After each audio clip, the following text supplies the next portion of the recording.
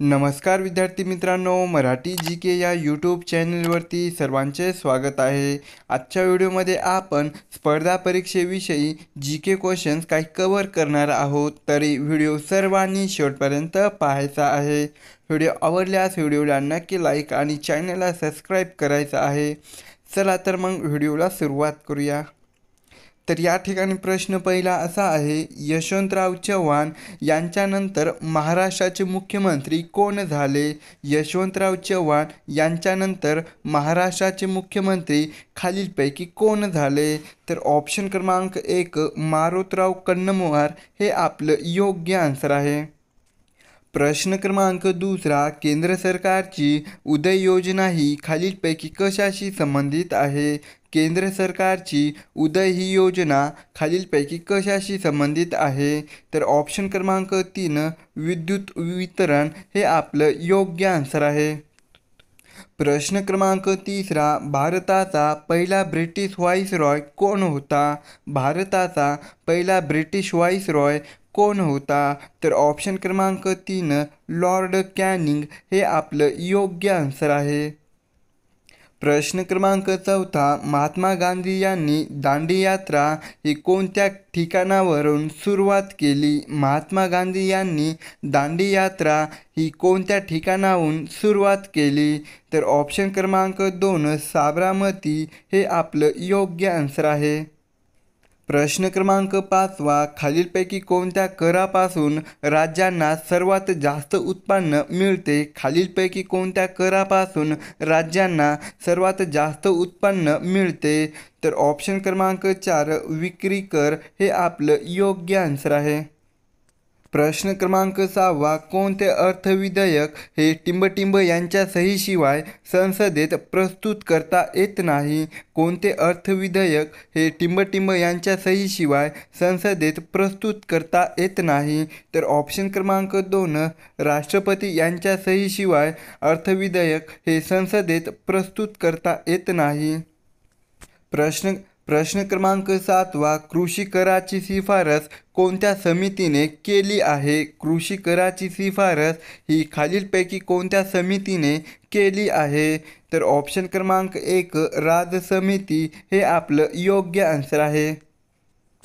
प्रश्न क्रमांक 8 लोकलेखा समितीची स्थापना कोणत्या वर्षी झाली? लोकलेखा समितीची स्थापना ही कोणत्या वर्षी झाली? तर ऑप्शन क्रमांक 2 सन 1921 साली हे आपलं योग्य आन्सर आहे। प्रश्न क्रमांक 9 युनिट ट्रस्ट ऑफ इंडियाची स्थापना ही कोणत्या वर्षी करण्यात आली? युनिट ट्रस्ट ऑफ इंडियाची स्थापना कोणत्या वर्षी करण्यात आली? तर ऑप्शन क्रमांक 3 सन 1964 साली हे आपलं योग्य आन्सर आहे। प्रश्न क्रमांक 10 कुटुंब कल्याण कार्यक्रम हा खालीलपैकी कोणत्या वर्षी सुरू करण्यात आला? कुटुंब कल्याण कार्यक्रम हा खालीलपैकी कोणत्या वर्षी सुरू करण्यात आला?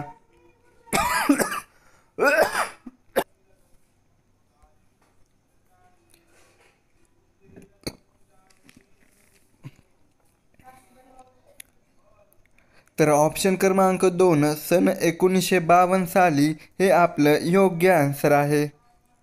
प्रश्न क्रमांक 11 आर्क्टिक महासागराचा साधारण आकार कसा आहे? आर्क्टिक महासागराचा साधारण आकार कसा आहे? तर ऑप्शन क्रमांक 4 वर्तुळाकार आकार हे आपलं योग्य आन्सर आहे।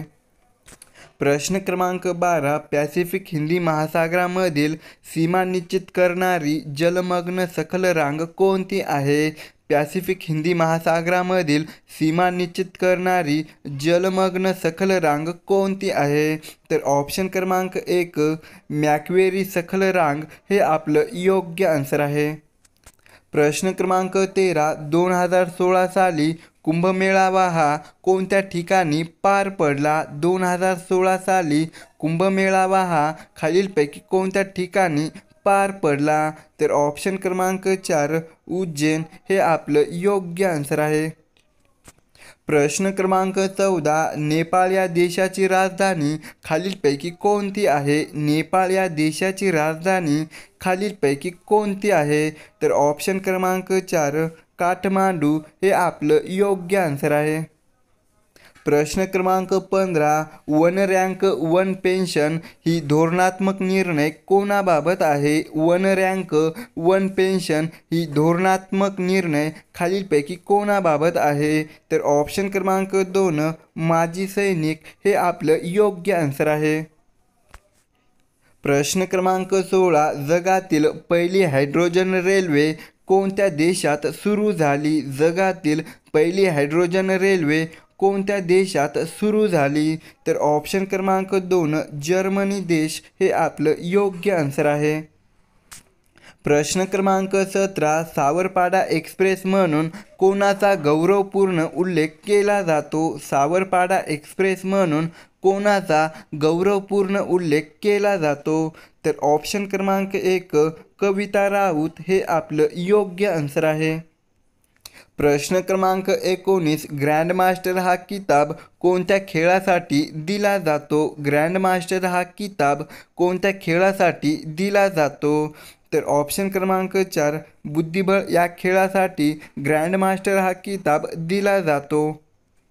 प्रश्न क्रमांक 19. प्रकाश पादुकोण ही व्यक्ती कोणत्या खेळाशी संबंधित आहे? प्रकाश पादुकोण ही व्यक्ती खालीलपैकी कोणत्या खेळाशी संबंधित आहे? तर ऑप्शन क्रमांक 3 बॅडमिंटन हे आपलं योग्य आन्सर आहे. प्रश्न क्रमांक 20. भारतातील सर्व राज्यांना नियोजन प्रक्रियेत सहभागी करून घेण्यासाठी कोणती संस्था कार्यरत आहे? भारतातील सर्व राज्यांना नियोजन प्रक्रियेत सहभागी करून घेण्यासाठी कोणती संस्था कार्यरत आहे? तर ऑप्शन क्रमांक 3 राष्ट्रीय विकास परिषद संस्था हे आपलं योग्य आन्सर आहे. प्रश्न क्रमांक 21. महाबळेश्वर या ठिकाणी किती नद्यांचा उगम होतो? महाबळेश्वर या ठिकाणी खालीलपैकी किती नद्यांचा उगम होतो? तर ऑप्शन क्रमांक 3 5 नद्याचा उगम हे आपलं योग्य आन्सर आहे. प्रश्न क्रमांक 22. महात्मा ज्योतिबा फुले यांनी कोणत्या संघटनेची स्थापना केली आहे? महात्मा ज्योतिबा फुले यांनी कोणत्या संघटनेची स्थापना केली आहे? तर ऑप्शन क्रमांक 2 सत्यशोधक समाज हे आपलं योग्य आन्सर आहे. प्रश्न क्रमांक 23. भारतातील पहिली महिला मुख्यमंत्री कोणत्या राज्याची होती? भारतातील पहिली महिला मुख्यमंत्री ही कोणत्या राज्याची होती? तर ऑप्शन क्रमांक 3 मध्य प्रदेश राज्य हे आपलं योग्य आन्सर आहे. प्रश्न क्रमांक 24. टिंबटिंब ही शरीरातील सर्वात मोठी ग्रंथी असून पित्तरस स्त्रवते. टिंबटिंब ही शरीरातील सर्वात मोठी ग्रंथी असून पित्तरस स्त्रवते.